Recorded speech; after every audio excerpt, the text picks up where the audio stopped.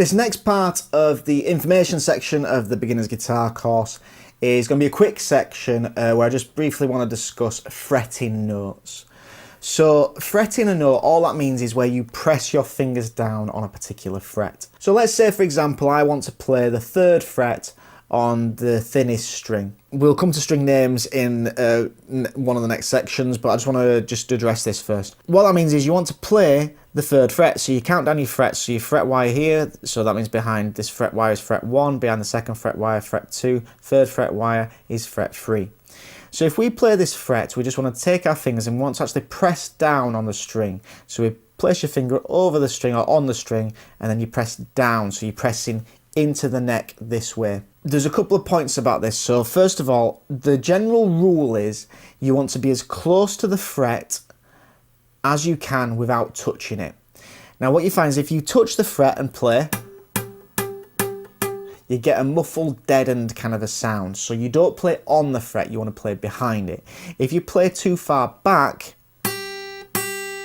you can't hear it very well. I'm pretty sure you probably won't hear it very well through the microphones and through the cameras and things, but you get a buzzing sound and you can get quite a bit of fret buzz. And it's not the most purest of note. So you want to be as close to the fret as you can without touching it. It's the same thing with chords. So I'll just give you the same example now with a chord. Now, as you can see, because of the way my fingers are, this particular finger, this 1st finger, can't get right over to the fret end without touching it. Otherwise, these fingers are going to go onto another fret, which it doesn't want to be.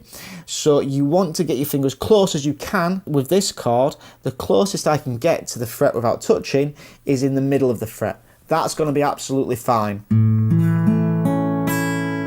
It's going to be no problem at all. But it's the same thing with fretting chords as fretting notes.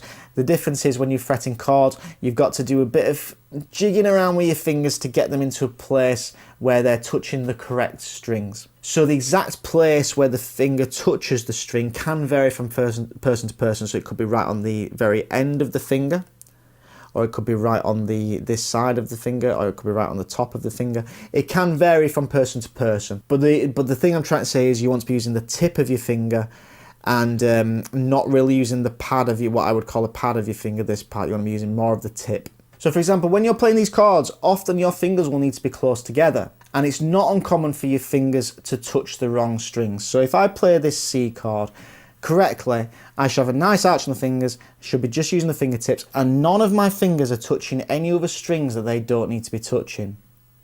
So this finger is only touching this string, this finger is only touching this string, this finger is only touching this string.